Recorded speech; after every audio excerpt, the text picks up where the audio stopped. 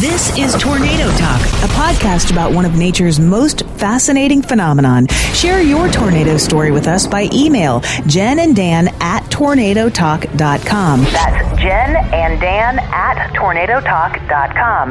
Now, meteorologists Jennifer Naramore and Dan Holliday. Tornado Talk is on. While tornadoes of all shapes and sizes can be picturesque, it is the wind they produce that leaves evidence of their strength. One of the most knowledgeable scientists in the world when it comes to wind and storms is Tim Marshall. He was born in Evergreen Park, Illinois, studied at Northern Illinois University, and eventually made his way to Tornado Alley. That's where he lives today, working at Hague Engineering in Irving. He's continued to study the science in severe weather, playing a role in enhancing the Fujita Scale, surveying storm damage, and conducting research to learn more about why tornadoes do what they do. How did he become involved in enhancing the famous Fujita Scale? What was the worst damage he ever surveyed? And he shares stories from the 2016 Twirl Project, placing pods in the paths of storms. This is Tornado Talk, one-on-one with a scientist, meteorologist, and structural engineer, Tim Marshall. Like many of us, the passion for weather occurred when we were little. Tim Marshall was no different. He was 10 when the Oaklawn Tornado outbreak occurred in the upper Midwest in 1967. But it was a gift he would receive at Christmas time a year earlier that set the stage for one of the most brilliant careers in meteorology. The fact that when you're young and you're kind of looking out and seeing about what the future lies for you, what interests you, I was very interested in science at the time already, and I was taking weather observations daily. My parents asked me what I wanted for Christmas, and I said a barometer, and so they got me a barometer for Christmas, which I was overjoyed with.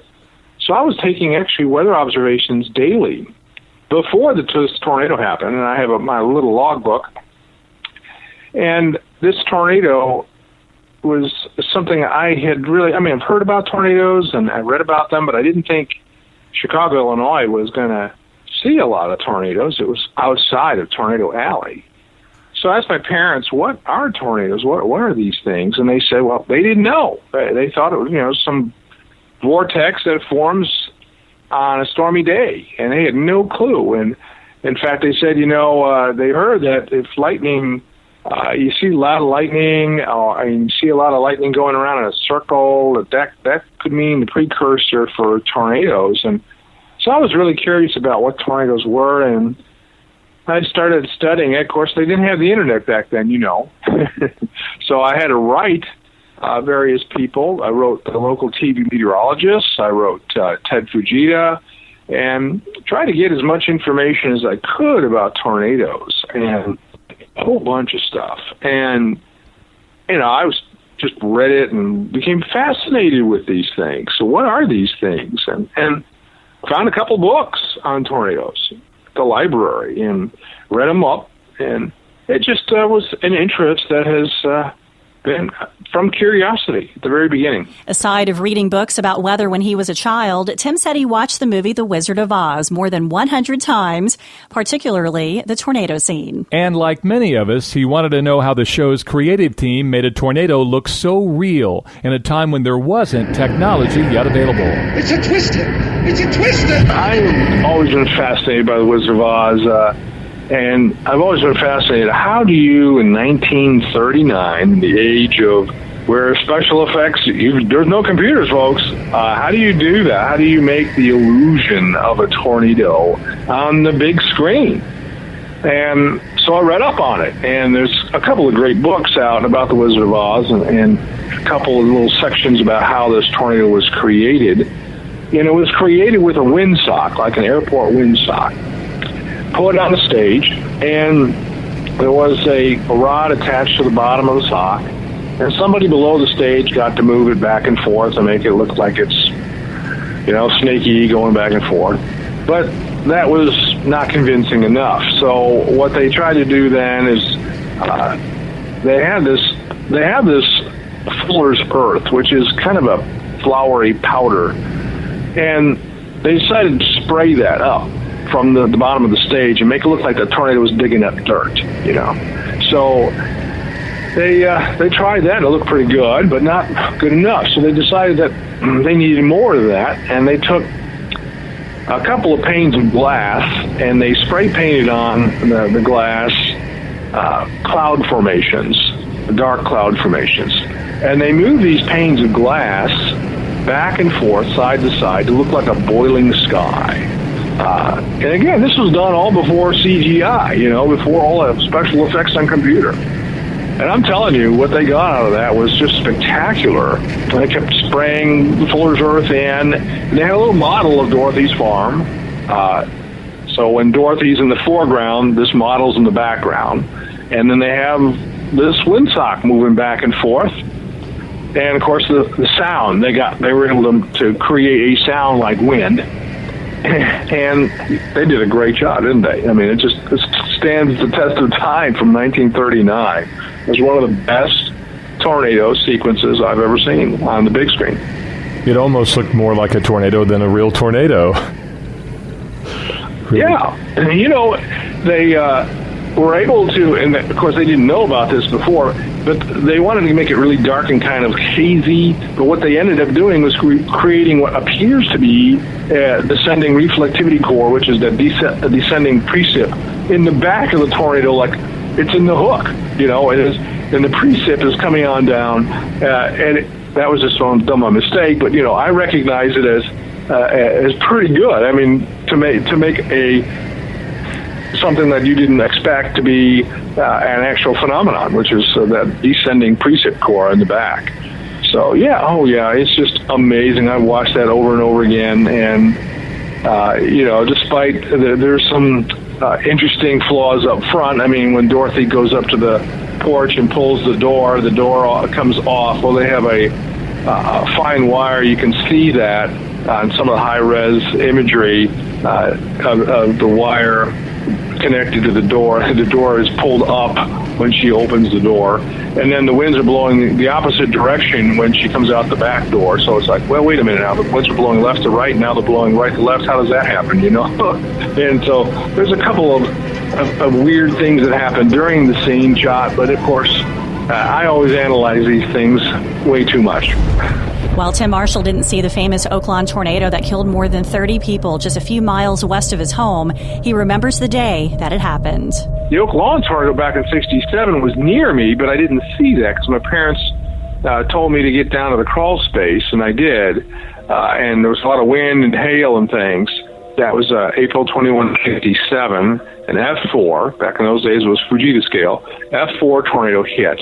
And my parents drove me around couple of days later. My mom volunteered for the Red Cross, and I was able to see the damage firsthand, and wow, it was something like I had never seen before. And again, that sparks my curiosity and wanting to know, what is this thing that comes out of the sky on a stormy day and does such destruction? And that curiosity has been with me. The first tornado that I ever saw was the day I moved down to Texas, literally. I got a assistantship at Texas Tech, graduate school in meteorology for my master's. And the first day I drove down, totally unforecasted in my book, I was just driving from point A to point B, Chicago to Lubbock, Texas. Crosses the road in front of me. And so, holy cow, this is the place for me. What an omen to have to drive the very first day into Texas and see a tornado. And I was not chasing. It would just happen. There'd be no better person to learn about tornadoes from than Mr. Tornado himself, Dr. Ted Fujita. In fact, when he was just a kid, Tim Marshall wrote to Dr. Fujita to gain more knowledge about storms. Dr. Fujita wrote back. The two would become acquainted, and eventually Dr. Fujita would become Tim's mentor. It started out with just writing him as a kid and him sending me a bunch of tornado maps and pamphlets on tornadoes. And then as we went to college, we had a field trip down to see him after the super outbreak. It was November of '74. We went down to the University of Chicago. I got to meet him firsthand, got to hear him talk about what he found on the super outbreak. And from that point on, he's just been my mentor and idol. really, what culminated in, I think, 1991 at one of the storm conventions was I was giving a talk. And who was in the front row, because he was speaking after me, but Dr. Ted Fujita. So he actually was listening to me speak. And it was just a tremendous, high for me to do that. And so, he was just an icon. Mr. Tornado is what people dubbed him, although he only saw, I think, one tornado in his life. He did a lot of damage surveys, and I love damage surveys. That's why I do what I do today, even. So he was really an inspiration to me. Those who study Dr. Fujita's work say he was a visionary, and even he knew that his Fujita scale that rated the strength of tornadoes would constantly evolve, even after he was gone. Tim Marshall would become a part of that EF scale evolution. Well, of course, Fujita developed this scale back in 1971. It was really an empirically derived scale. He felt that there were several levels of tornado intensity. And initially he felt there were like three, that there was just like pizza, I guess, a small, a medium, and a large, just intense tornado. And then he felt that there was probably something stronger than what he has seen, and there's probably something pretty weak that's almost like a land spouty kind of thing, although this is before land spouts were defined. And so he figured 5 levels of tornado intensity, which have stood the test of time. And he was a visionary. It wasn't until 1981 that he finally was able to produce a peer-reviewed, formally published paper on the Fujita scale. And it was only after the Weather Service started using this, and it became sort of like the Richter scale, kind of a simple, easy measurement of tornadoes that are producing damage. So it's really a damage scale.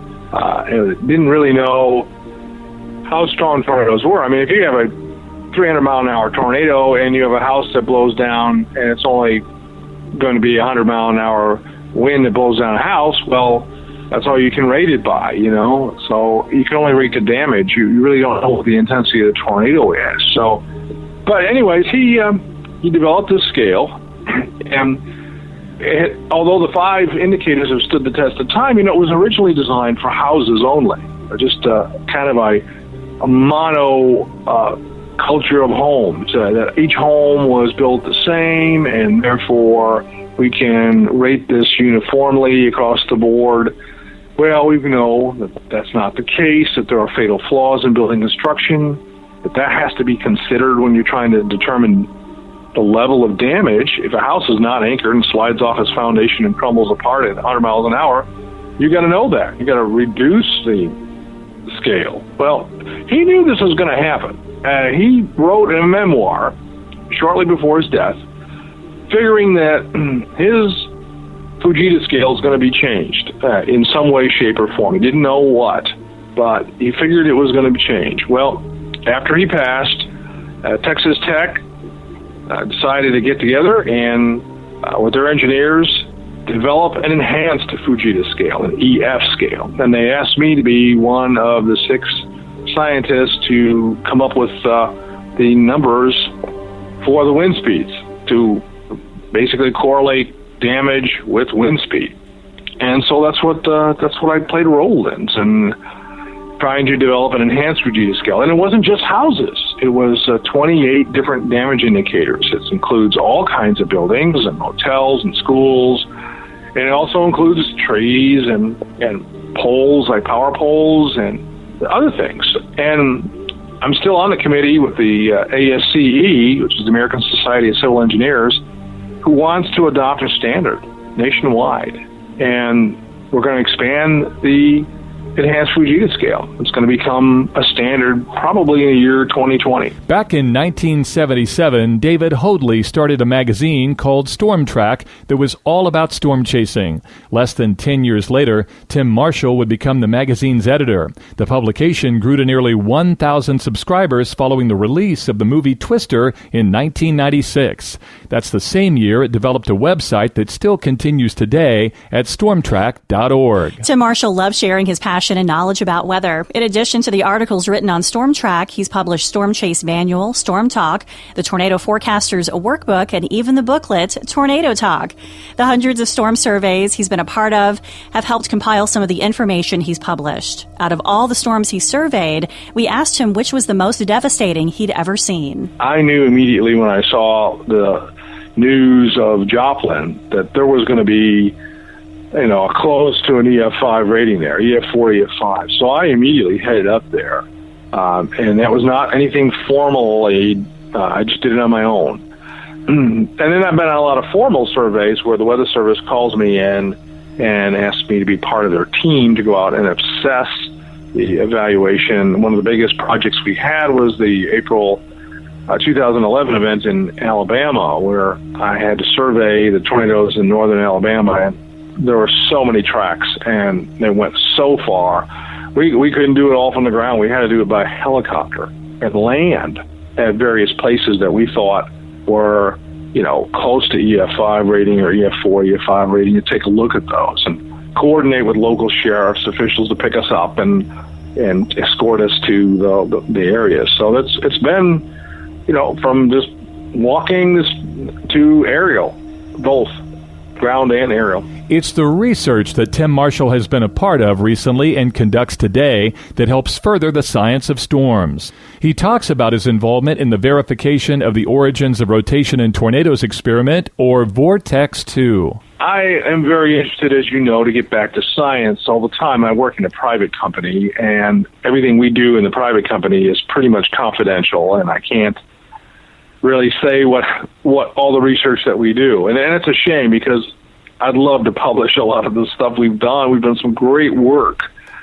So I want to get back to science, and I have put an APB out that, any of scientists out there that are doing field projects, I am game, especially with tornadoes. Let me know. So I've known Josh Werman for quite a long time, and his associate, Karen Kasiba, and I've made it known that, hey, if you're going to have a project, count me in, please, And so they did. They asked me to join them, the Center of Severe Weather Research, back in 2009. And I'm telling you, I had an absolute blast with that, working with them and deploying pods in front of tornadoes. They wanted me to be on the lead probe vehicle. Because of my experience, they wanted to go ahead and have someone with experience right up front, because mostly what we have are graduate students, and they have rarely chased storms, maybe even have 1 year experience max. So they wanted somebody with experience up front. And so had a great time. We saw, 10 tornadoes that year. And it was just really an amazing time. Well, in 2010, they had Vortex 2, Part 2, and they asked me back.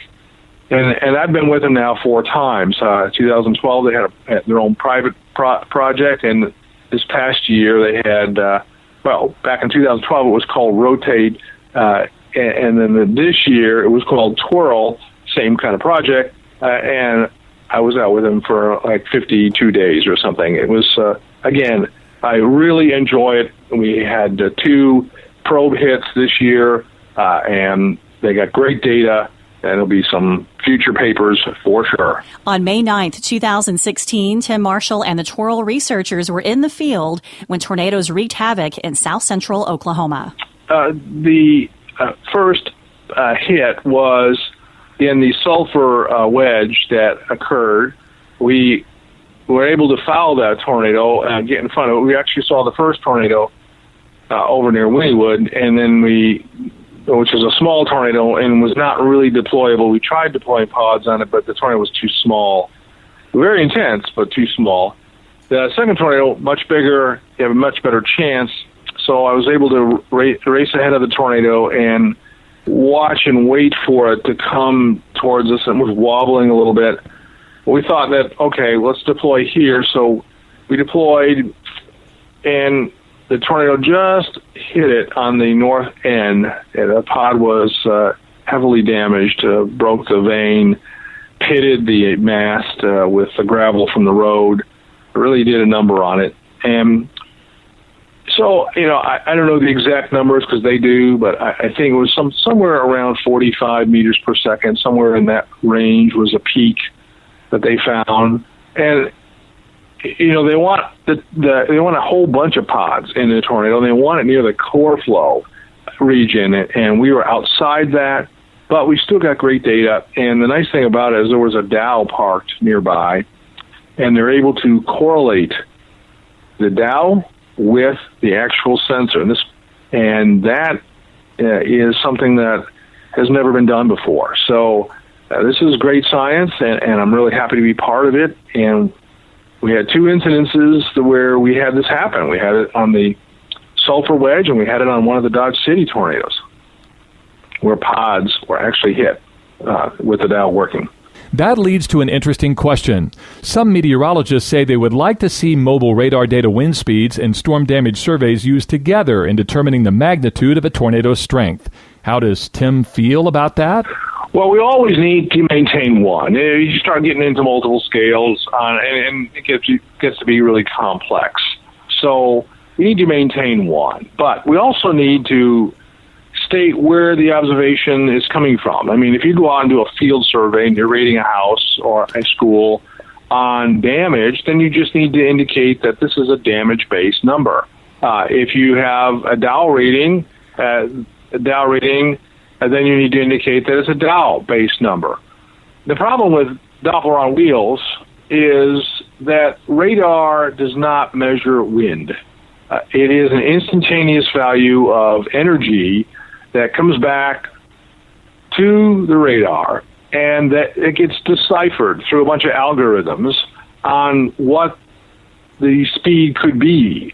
And it's not a point measurement. It is an area-weighted measurement based on reflectivity, and it's measuring kind of an average in a volume. So this is a problem, and that volume is huge. So we're comparing apples and oranges when we try to talk about what's a point measurement versus what radar does. And so for right now, the Weather Service has been directed not to include Doppler on wheels measurements in their evaluation. I think it'll eventually happen, but I think you need to use it as a grain of salt that it is apples versus oranges. There needs to be some way to compare a Doppler on wheels measurement with an actual measurement. Maybe there could be towers, instrumented towers that are there during like a gust front or something, and then you have a Doppler on wheels nearby and you measure that and compare the two. What's the readings on the wind tower versus what the readings are on the Doppler on wheels. Try to do some calibration. Tim Marshall knows the risks of wanting to see tornadoes up close when doing research, and for anyone who storm chases in a more technologically advanced world. There are plenty of distractions with laptops and smartphones in the car, but now there's more traffic. Obviously, the more people there are on the road, the more chances of problems that can occur. It only takes a few bad apples to make it really bad for everybody. I know law enforcement in certain places of the country are tired of storm chasers and would like to see it outlawed. And, that has some support locally, but nothing in a statewide manner yet. We're, at that stage where we just have to be responsible for everybody. Everybody's got to be responsible. Now, fortunately, this year and with Twirl, we didn't find any real hang-ups. Of course, we were on secondary roads a lot, so I can't really say, like for Dodge City, for example, people were saying, there was such a long line of traffic on that highway south of Dodge. Well, we weren't really on there very much. I mean, we initially were, and then we got off that on secondary roads, and so that wasn't a problem for us traffic-wise. But I've heard stories and I've seen some video. Of course, people stopping on the road, car doors open in the road, people running across the road, and I've seen that in the past, where people will park on the right side of the road and then run across to the left, and, they're not paying attention. They're looking at the tornado, and they're just running across the road, and somebody's going to get hit someday. I mean, it's just going to happen. And that could be bad for us, so we don't want that to happen at all. Now, I had thought that maybe when Tim Samaras was killed that maybe people would take another look at being very, very close. And unfortunately, that's not the case. It's probably even more so now. I've seen more close-up videos than ever before. You got to understand that, like in Dodge City, for example, you can have one tornado and then another one form nearby. And the beauty of the Dows that we were with was that the Dows were seeing ground circulation many minutes before we actually had a visible contact. So that's another hazard. Invisible tornadoes that can occur where you have a tornado forming, and it takes many minutes for that condensation to finally work its way down. But they're pretty strong. We saw circulations over 100 miles an hour at the ground without any kind of visible. You could see something, maybe a little white spot, like a swirl down there at the ground level, but you have to be right there to see it. And that poses hazards. There are tornadoes near tornadoes. I just want people to chase safely. I know they're going to chase out there, and I want them to be like I was when I was a kid, read up on everything you can about tornadoes. The internet makes it so easy to learn about tornadoes, so do your homework, because tornadoes can be somewhat erratic in their movements, and you don't want to be caught in a tornado. So keep your distance and just stay safe. Next on Tornado Talk, August 26, 2007, a deadly EF4 tornado tears apart the community Northwood, North Dakota. How the storm formed, the aftermath, and how the town has come back following a devastating blow. It's Nightmare in Northwood on episode 18 of Tornado Talk. This has been Tornado Talk. Take a moment to follow us on Facebook, Twitter, Instagram, and YouTube. Just search for Tornado Talk. Tornado Talk is free to you, but not free to produce. If you love what you hear, please support the show by becoming a member of Team Tornado Talk. It helps keep us going. Your monthly membership starting at $5 a month can earn you cool rewards like a Tornado Talk t-shirt, cap, koozies, and more. Plus, you'll always find free access to our past episodes. Just click the Patreon button online at tornadotalk.com.